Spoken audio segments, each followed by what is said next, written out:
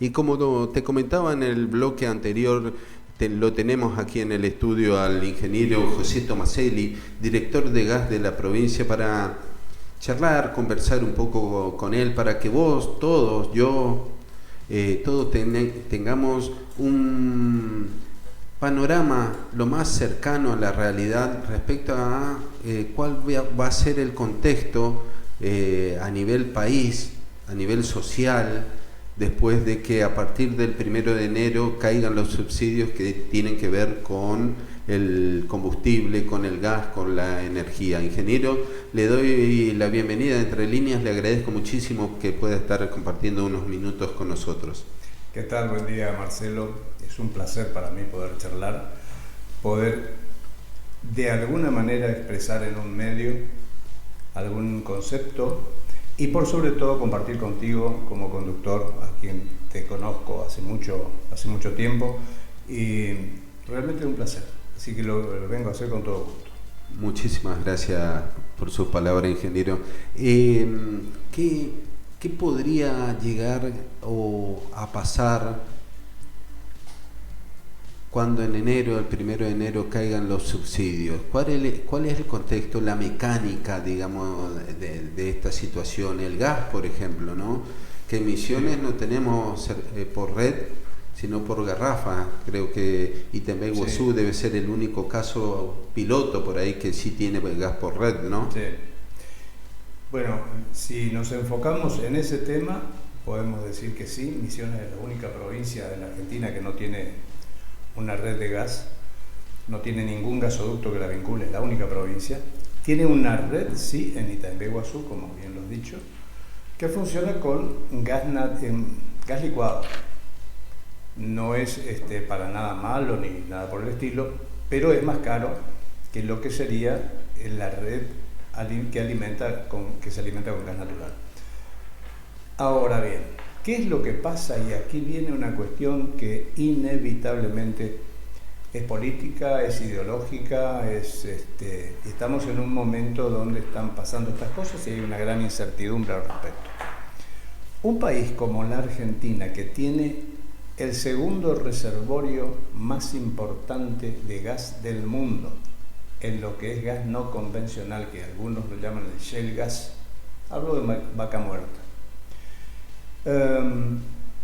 es propietaria de eso y entonces puede darse el lujo de subsidiar. ¿Por qué? Primero porque si es argentino, se explota eso con costos argentinos, se transporta, se distribuye con costos argentinos.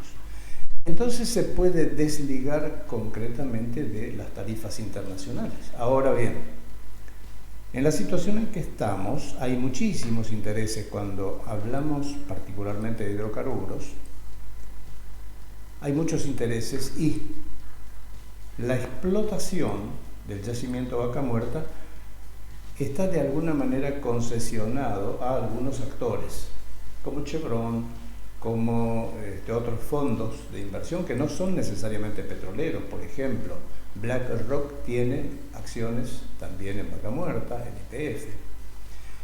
Entonces no tienen mucho interés ellos en solventar o en sostener el mercado nacional con una tarifa subsidiada. Entonces el plan es primero demonizar la palabra subsidio, que sea una mala palabra. Y entonces hay actores, hay personas, a veces de buen nivel educativo, que hablan, sí, las tarifas hay que pagar lo que corresponda. Lo que no dicen es qué es lo que corresponde. Digo, si estuviéramos viviendo en Liechtenstein o en Andorra, yo entiendo que hay que importar, porque no tienen petróleo, no tienen gas.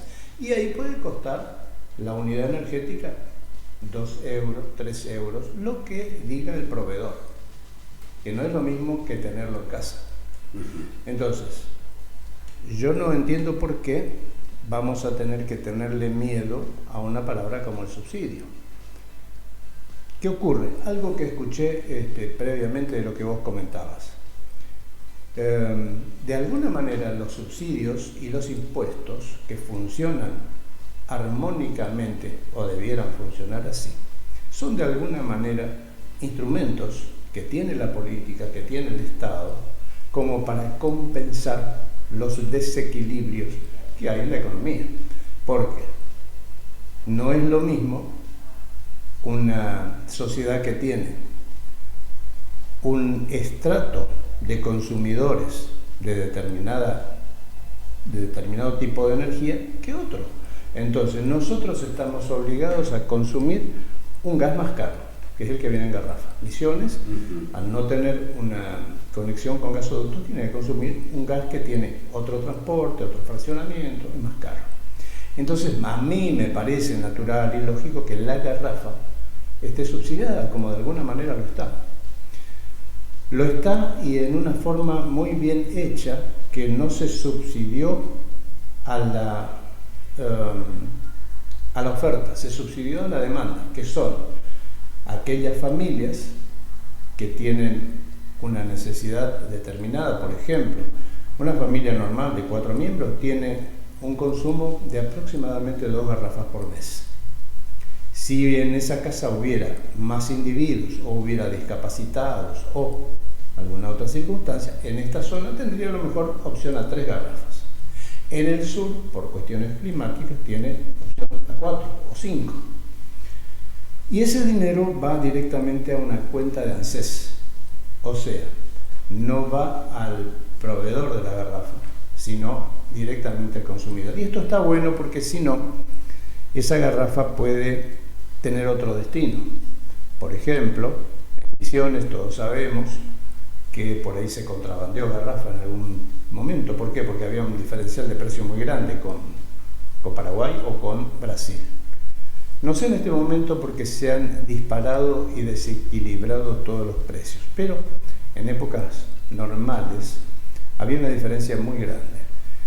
Entonces, con este subsidio directo al consumo se evitaba ese problema. Aparte, la provincia de Misiones ha tomado acciones muy interesantes de control de este tipo de cosas, porque en algunos lugares se descubrió que se reenvasaban garrafas de la garrafa argentina a las brasileras, que son distintas, tienen otro pico, tienen otra capacidad. Claro. Y eso es un peligro.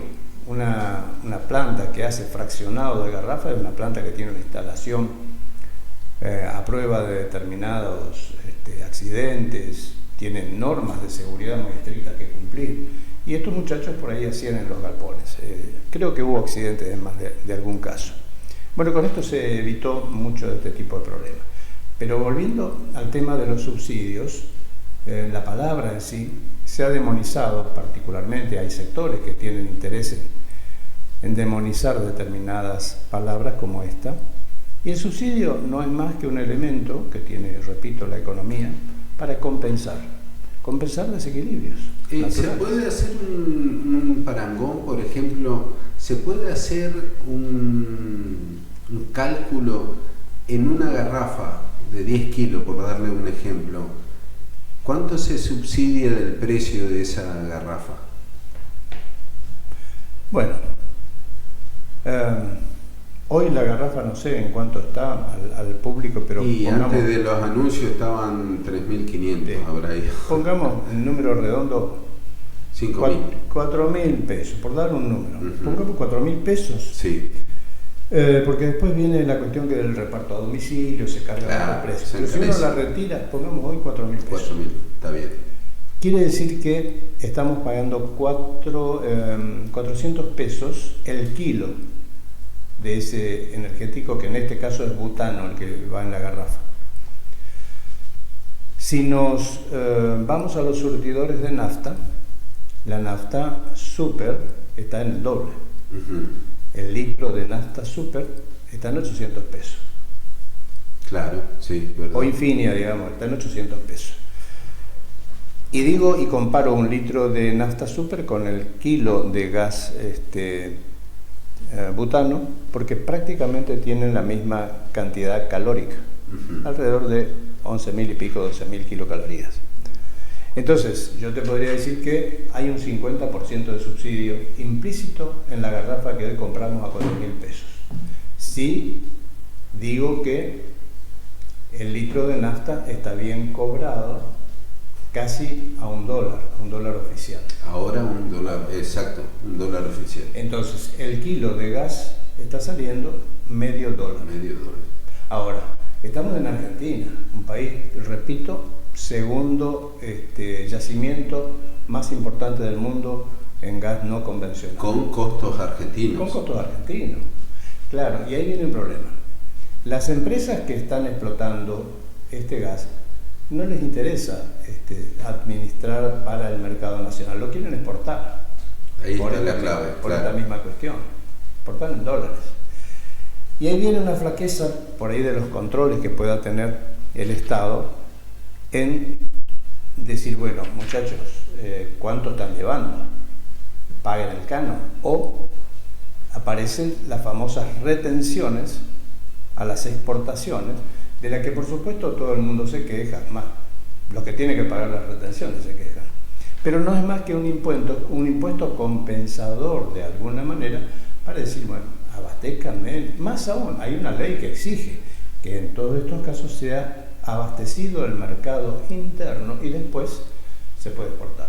La Argentina hoy tiene alrededor de 12 o 13 gasoductos de exportación a Chile, a Brasil, a Uruguay, y de segunda época se exporta o no, pero básicamente por estas cuestiones que estoy diciendo, circunstanciales. Hoy por ahí les conviene a las empresas exportar. ¿Y la explotación se mantiene más o menos pareja en el tiempo en cuanto a porcentaje de extracción? Bien, es una muy buena pregunta, que a veces se confunde. Hay un proceso de exploración primero, después viene la explotación. Ese proceso de exploración, que es el que nos va a dar la idea de las reservas probadas, probables que hay, es un proceso muy caro, muy caro. ¿Por qué? Porque a veces se supone por algún sondeo, por alguna circunstancia, alguna formación geológica parecida, que en determinado lugar tiene que haber petróleo. ¿Por qué? Porque en la serranía, que está a 100 kilómetros, en circunstancias parecidas, con el mismo suelo, encontramos petróleo a 2.000 metros. Hacemos una perforación de 2.000 metros y sale $1 millón en la perforación de esta. Y resulta que no encontramos nada. Claro. Hacemos otra. Entonces la exploración para tener ubicado un volumen y decir, acá hay tanta reserva, cuesta mucho. Esto había hecho YPF, que venía trabajando bastante bien, a pesar de que habíamos tenido los golpes militares y todas estas cosas. Cuando se privatiza, hablo del menemismo, cuando se privatiza YPF, los que compraron Repsol sabían perfectamente lo que había, porque ya YPF había hecho lo más caro. El trabajo duro ya estaba hecho. Con reservas ubicadas, proyectadas. Entonces lo que hicieron es se instalaron. Repsol hizo el gran negocio de su vida. Integró una cadena que es muy importante, porque ellos en Europa lo que tenían era distribución. Por ahí alguna destilación menor. Traían de África o de Asia o de donde sea el petróleo, lo destilaban, y si no traían combustible directamente. Y lo que hacían era distribución. La Argentina es uno de los países que tiene la cadena integrada. Exploración, explotación, destilación, transporte y distribución. Es maravilloso lo que hizo YPF allá en la época de Irigoyen. Comienza Irigoyen y después sigue con Perón. Claro. Mosconi, cuando le presenta el proyecto a el general Mosconi, sí, señor, era una casta de generales muy nacionales, muy argentinos. Y eso sucede, creo que alguna vez lo charlé contigo, sucede porque un día Mosconi, que estaba al frente de la aviación del ejército, en ese entonces, necesitaba cargar combustible, y la Standard Oil norteamericana le dice, no, primero el dinero. ¿Pero cómo? ¿Para el ejército? Sí, no, pero primero el dinero. Con esto quiero decir A ellos no les importa si es una prioridad nacional, si el país entró en guerra y necesita movilizar tropas o aviones. Primero la guita, después te doy. A raíz de eso acude a Irigoyen y dice, mire, tenemos este problema. ¿Y qué podemos hacer? Y vamos a hacer una petrolera estatal. Y surge la primera petrolera estatal del mundo. Esto fue Argentina en alguna época. Entonces uno dice el rol del Estado. El rol del Estado es fundamental. Creo que ahora el nuevo presidente, con el decreto que leyó parte del decreto que leyó ayer, está mostrando otra faceta, donde el rol del Estado no tiene la preponderancia que tuvo, ni que tiene para otros países. Nadie debe pensar que en Estados Unidos, por poner un ejemplo, usted va a ir y va a comprar las tierras que quiera y donde quiera, o va a vender el petróleo de ellos. No, va a comprar y va a vender lo que sea, que el Estado no tenga algún quebranto. Si no, no. Esto pasó así y es fundamental, y así funcionó un buen tiempo, hasta que Menem, cuando privatiza, repito, compra Repsol y utiliza toda esa reserva ya ubicada, perfectamente establecida, explota, sabiendo dónde tenía que explotar, integra la cadena con lo que tenía en Europa y con lo que tenía acá, hace un negocio redondo. Entonces, ocurre que uno habla de subsidios, y sí, si no tuviéramos petróleo, posiblemente el litro de nafta costara $1 o $2. Claro. Pero en Argentina creo que no da. Y esta fue una de las cuestiones que les pone... Y ahora está... Claro, estamos en $1, es decir, nos estamos alineando a valores internacionales, pero Argentina no es Uruguay. Claro. En cuanto a petróleo, digo, no es Andorra. Pero bueno... Y la garrafa, es descabellado si digo que si la garrafa está a 4.000 y cae esa cuestión del subsidio, ¿podría ir a 6.000, 7.000 pesos? Y sí, a 8.000, por la cantidad de energía que contiene la garrafa. 8.000 pesos, claro. Una garrafa de 10 kilos. Claro. Que es lo más que ocupa sí, la garrafa común de la gente. Las otras no circulan tanto, la de 12, 15 kilos no circulan tanto. ¿Y un cilindro de 45 cuánto está hoy? Bueno, multipliquemos más o menos ese dinero por 4.5. Un poquito más incluso, porque es otro gas, se usa propano. ¿Y qué puede pasar con el combustible? Porque el combustible, quizás de todas, es el que más incremento ha registrado en los últimos tiempos. Importante, porque hace un mes aproximadamente el litro de súper estaba a 490 pesos. En menos de un mes subió prácticamente a 800, el doble. Exactamente. Que de ahí uno entra a hacer también, ¿no es cierto?, la comparación. Un dólar tiene el dólar oficial, 800 pesos, y ahí está costando el litro de nafta. Lo cual es un problema para los argentinos, porque nuestros sueldos no están en dólares. Es lo que yo decía, ¿no? Que nadie habla de esa variable. No, es decir, en estos días, con ese toque, nuestros sueldos en general se redujeron a la mitad, porque todo subió. Y yo creo que también, si uno hace una proyección, una perspectiva, también es ahí donde la gente también se preocupa, ¿no? Porque no hay una perspectiva de decir, está bien, nos piden esfuerzos, pero también tengo herramientas o instrumentos como para paliar esos impactos, ¿no? Y porque hay una cuestión también que hay que explicarla, ¿no? No es que sube el gas y solamente se modifica esa variable, ¿no? Sube el combustible y solamente esa, ¿no? se traslada al transporte, se traslada inclusive en Buenos Aires o en las provincias donde, por ejemplo, se utiliza el gas para los vehículos, ¿no? Y se suma encima, como si fuera poco, en cifras realmente importantes a otras en otros rubros, ¿no? Que tiene que ver, por ejemplo, con el alimenticio. Toda la logística para distribuirlo, andan con gasoil los camiones. Ingeniero, le hago una pregunta. ¿Era realmente o es realmente necesario, o al menos así tan crudamente, estos aumentos en combustible, en gas, en energía? Porque eso también viene a colación, ¿no? La energía. Porque uno también, yo digo, y quizá usted coincidirá conmigo, una vecina, inclusive antes de las elecciones me decía, inclusive el aire acondicionado, y repito las palabras de ella, inclusive el aire acondicionado ha dejado de ser un lujo. En esta zona, claro. Trabajás todo el día, llegás a tu casa con semejantes calores, es una necesidad para poder descansar mínimamente bien, ¿no? Encima en una sociedad que cada vez es más competitiva, más exigente, más estresante, ¿no? Sí. Y usted, le repito, ¿era realmente necesario?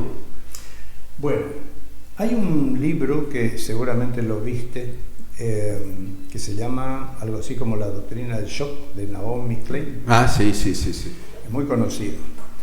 Y el shock...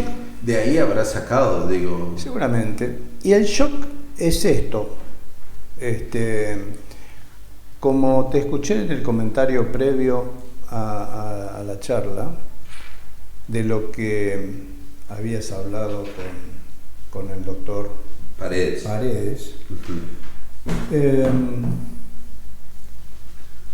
Le voy a dar un matecito al ingeniero. Ustedes que están ahí escuchando del otro lado van a saber disculpar. Es nada más lo que dura un suspiro, ¿no, ingeniero? Porque me está mirando casi con añoranza. Sí, se seca la garganta. Claro, también.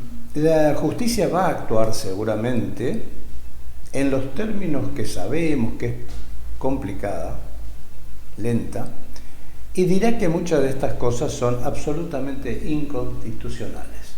Pero mientras tanto, ya está. Entonces, estos cimbronazos ya se van a sentir, se genera un caos, y bueno, después que la nafta subió a 800 pesos el litro, y se vea que es una barbaridad, y baje a 750, vamos a decir, ¡ay, qué alivio! Bajó la nafta. También es parte de una desgraciada sensación. Creemos que vamos a estar mejor porque en vez de estar a 800 está a 750. Igualmente. Ahora, le digo una cosa, ingeniero, si ocurre, deberá ser la primera vez en mis 50 y pico de años que ocurra que un artículo suba de precio y después baje. Sí, es cierto. Normalmente, ahora es extraño, por ejemplo, lograron un dólar oficial de 800 pesos y también el dólar MEP y el Blue están por ahí manteniéndose en 900 y pico. Lo que pasa también en este momento es que como bajaron las tasas de plazos fijos, hay gente que no sabe mucho qué hacer y probablemente se corra así al dólar o esté invirtiendo en algo. Por otro lado, este momento particular exige a mucho comercio, a mucha gente pagar aguinaldos y pagar sueldos ya en Navidad. Entonces hay falta de pesos también, ¿no? Entonces por eso tal vez no se está moviendo mucho la cuestión. Pero bueno, volviendo al tema del shock, es esto, hacer todo... Me hablaba del libro. Sí, bueno, pero ella desarrolla la cuestión esta.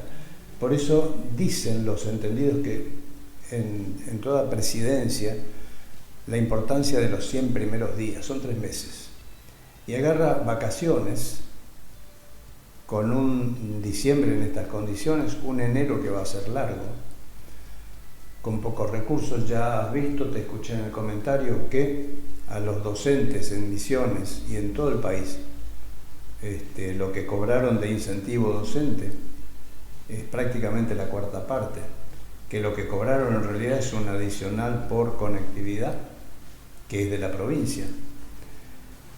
Y los fondos que debían pagarse, generalmente la provincia los adelantaba, pero ahora ante la incertidumbre de que esos recursos vengan, no los adelantó, claro, porque también tiene que pagar aguinaldo el 22 y después sueldo. Mañana. Claro. Particularmente creo que esos recursos no volverán.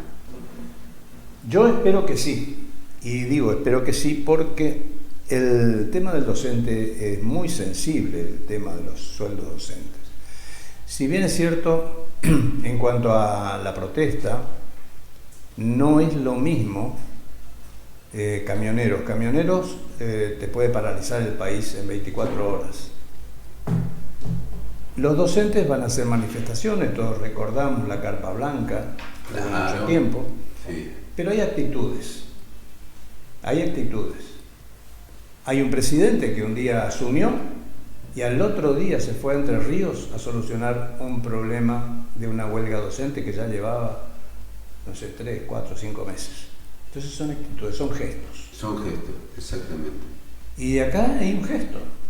Ya empezamos cortando un dinero que, a ser honesto, significa para el docente tal vez el pago de alguna factura, tal vez llegar a fin de mes. Esa es yo con la mayoría que he hablado, fíjese usted, ingeniero, que coincidían en el concepto. Con eso termino de llegar a fin de mes. Y perder, es decir, ahí está el kit de la cuestión, ¿no? La significación que tiene. Quizás no sea mucho el monto en cuanto a si tenés que vivir todo el mes, pero sí es importante por ese último envión, ¿no? Es significativo. Es simbólicamente, aparte, es muy desagradable. Pero ayer yo lo charlé con 2 docentes jóvenes y me decían con tristeza, ¿qué va a pasar? Y no sé. Y usted sabe que otra de las frases que ayer, por ejemplo, circuló muchísimo era: ustedes lo votaron, ustedes van, jódanse, ¿no? Y yo digo que hay que analizar también. Yo siempre fui enemigo de las frases hechas, siempre. No he compartido porque recuerdo una vez cuando le escuché por primera vez decir a Mirta Legrand, por ejemplo, como te ven, te tratan, ¿no? Sí. Que es también un sentido peyorativo, depende de, no necesariamente es así, ¿no? Sí. Porque como te vestís, supuestamente sos también, y no necesariamente. Bien. No toda la gente de escasos recursos se viste mal, por ejemplo, por dar un ejemplo. O no todas las personas que se visten bien son personas preparadas, capacitadas, formadas, ¿no? Por darle un ejemplo. Por eso yo digo también el 55% de votantes a Milei, ¿no? Es probable, y es así, que la gente votó un cambio, pero que ese cambio tenía que ver con otras variables que hacen a la vida diaria, que no es este cambio que está introduciendo este gobierno. Sin duda. Por eso yo también decía hoy en esa breve editorial al comenzar Entre Líneas, decía que es una virtud en el gobernante, en el funcionario público, saber escuchar. Sin duda. Y me parece que a menos de 2 semanas que ocurra esto, no es como dice Sturzenegger, ¿no? Que irónicamente, que dijo prácticamente no terminó de leer los anuncios y la gente ya estaba afuera. Es que tiene, aunque uno no crea, cuando la gente ya siente que no tiene nada que perder, o cuando ya la paciencia llega a un límite, tiene justamente ese perfil de espontaneidad de ese tipo de reacciones. Sí. Usted seguramente recuerda la famosa manifestación docente acá, creo, histórica, porque creo que después nunca más se volvió a repetir, ¿no? Sí, sí. Pero volviendo un poco a lo que es el motivo de nuestra entrevista, ingeniero, ¿cómo usted ve en lo que viene a partir de estas medidas del gobierno, por ejemplo, que abra, como dijo Milei ayer, ¿no? De aquí en más está prohibir las exportaciones. ¿Cómo va a impactar eso, por ejemplo, en el mercado de hidrocarburos, combustible, gas, ¿no? Mira, Primero voy a ligar... ¿Cómo es el tema de asegurar el abastecimiento interno, por ejemplo? Bien, son decisiones políticas. Todo es una decisión política. Pero voy a decir una cosa que comentaste vos y una que escuché ayer, que es, está bien, el presidente hoy es presidente, ayer era candidato. Entonces, como candidato se dio el lujo de varias cosas que a los oídos míos sonaron desagradables, pero los míos. Sonó desagradable que diga que el sumo pontífice es el representante del maligno en el Vaticano. Me sonó desagradable el manejo de hablar de la China comunista, de Brasil que son comunistas. El comunismo ya no existe como tal. Me sonó desagradable que diga que una competidora legal en el marco democrático era tirabombas y asesina de jardines de infantes. Me sonó mal. Pero digo, bueno, es candidato. Son herramientas que le van a servir tal vez para ganar. Me sonó mal que al otro día estuviera dándose un beso con aquella candidata a la que le había ganado y a la que había tratado de tirabomba y asesina. Yo hubiera esperado que esa persona le diga no puedo, en estas condiciones no puedo ser su ministra. Yo hubiera esperado que pida formales disculpas, pero formales, en serio, disculpas al Papa, y que diga, era candidato y ahora soy presidente. Y que el primer viaje, en vez de ser a Estados Unidos, lo haga al Vaticano y le pida disculpas al Papa. Y que después le pida disculpas a Lula, porque lo trató de corrupto, presidiario corrupto. Ladrón. Y acá viene una cuestión que es política. Entonces el presidente no manejó muy bien algo. Ya es presidente ahora, no es más candidato. Es presidente de todos los argentinos. Y hay muchos argentinos que tienen negocios, particularmente los que manejan cereales, soja, que tienen dos mercados importantísimos que son Brasil y China. Entonces tenés que remontar, no mandarle a la cancillera y decirle que está todo bien, no. Y después escucho comentarios, ¿cómo no va a venir Lula? Y no, Lula tiene ética, no va a venir. Con suerte le mandó al vice, porque vos lo invitaste a Bolsonaro, claro, al que lo metió preso, injustamente. Claro. Entonces, bueno... Pero tiene que ver con lo que usted decía hace unos minutos, los mensajes, ¿no? Bueno, ¿qué es lo que escuché ayer? Un presidente tiene que saber escuchar, que es lo que vos me terminabas de decir recién, y decía esto un comentarista, tiene que saber dar un paso atrás y enfocar para el otro lado. Tiene que tener más cintura. Por ahora sigue mandando, yo creo honestamente que tiene un libreto, más aún, esto es una opinión mía, muy particular, creo que también hay alguna exigencia de la OTAN puesta aquí.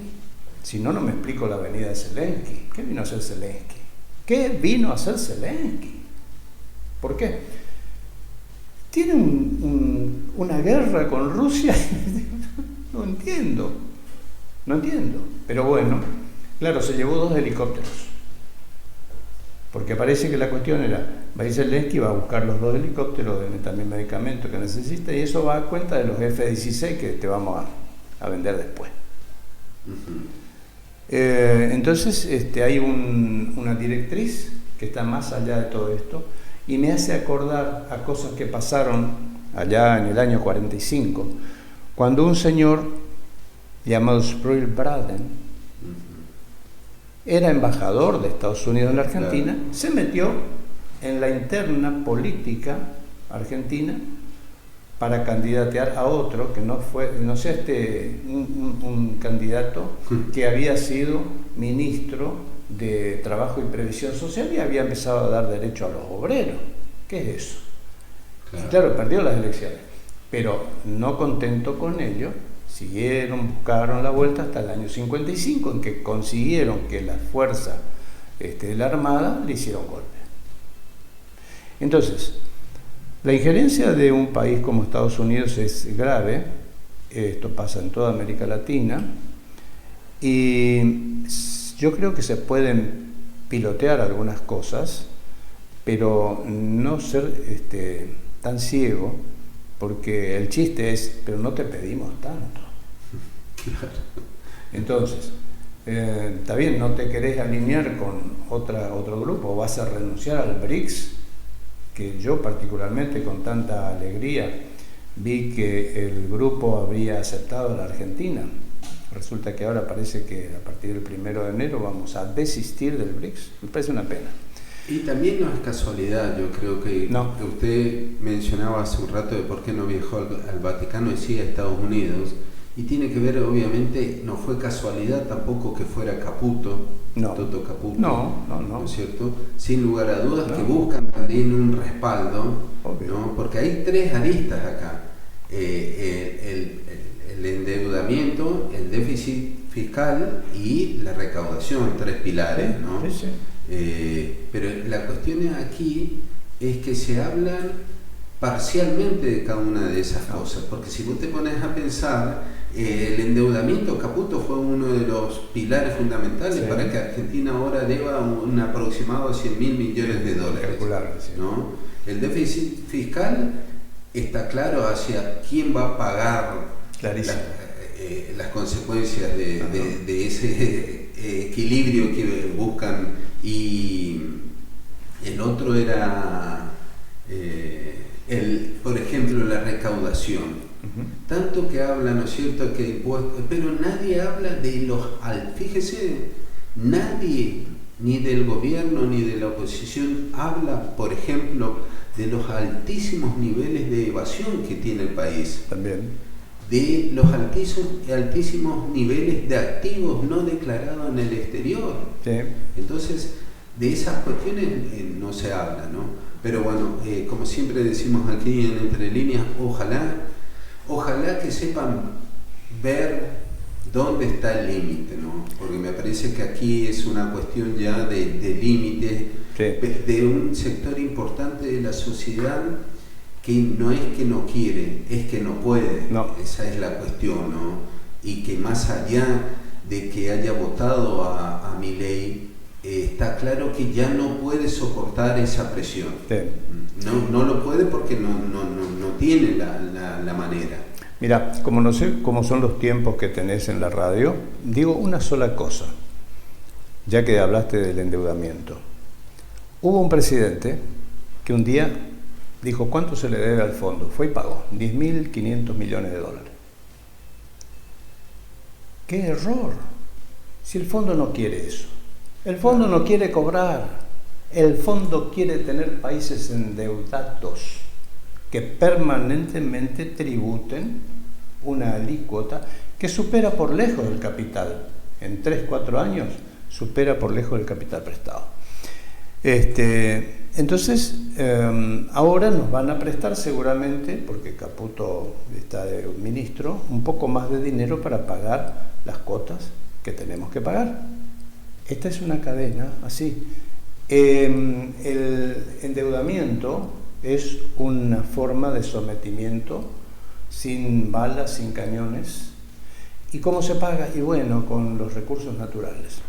Por eso Vaca Muerta está en peligro, por eso la Antártida está en peligro, por eso Malvinas, por eso todo el sur. Imagínate que ahora resulta que cualquiera puede comprar lo que quiera de tierras.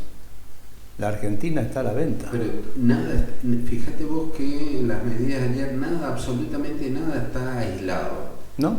Fíjate, la cuestión de las tierras va de la mano con la caída del régimen de promoción industrial, que tan importante fue para el sur, por ejemplo, ¿no? Claro. Bueno, ingeniero, como bien dice usted, el tiempo es tirano, y no solamente en televisión, sino también es un placer escucharlo. Y sobre todo agradecerle por la claridad conceptual con la que explica para que vos que nos estás escuchando, nosotros mismos también tengamos en claro algunos conceptos y de alguna manera también el porqué de algunas decisiones que se toman y sobre todas las cosas de la necesidad, porque hay un punto central en los anuncios de ayer. Hay que justificar el tema de la necesidad y la urgencia, ¿no? Porque si no es inconstitucional, si no es ilegal, por decirlo. Pero también, siempre he dicho lo mismo, es fundamental para todo sistema democrático que realmente funcionen en serio los tres pilares de los tres poderes del Estado. Si alguno de ellos tiene la pata corta, entonces estamos realmente en dificultades. Si aceptamos esta democracia como un sistema, puede haber otros mejores, pero si aceptamos esta democracia liberal, capitalista, es fundamental lo que terminas de decir, que los tres poderes funcionen, pero funcionen en serio. Claro, funcionen con ética, particularmente el Poder Judicial. Y ningún ministro debió haberse permitido, por ejemplo, nunca ser nombrado por un decreto, cuando hay un mecanismo claro.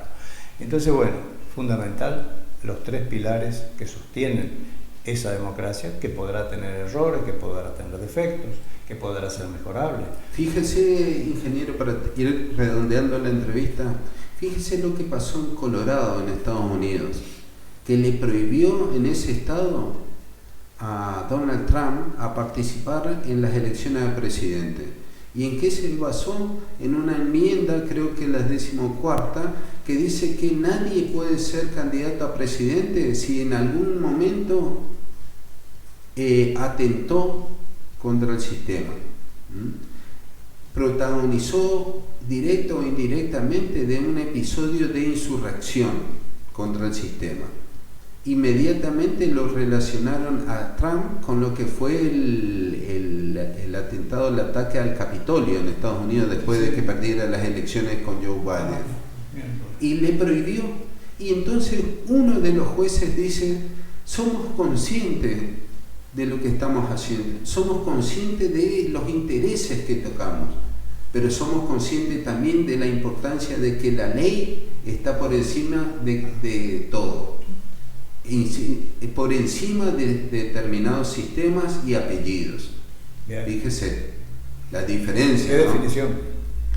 Ingeniero, muchas gracias por estar acá Entre Líneas. Ustedes lo han escuchado, estoy convencido de que todos, usted ahí, yo acá, hemos aprendido y sacado conclusiones y tener sobre todas las cosas más claras el panorama, ¿no? Porque como bien dijo Simón Bolívar alguna vez, o por lo menos una frase que se le atribuyó, no nos dominarán por las armas sino por la ignorancia.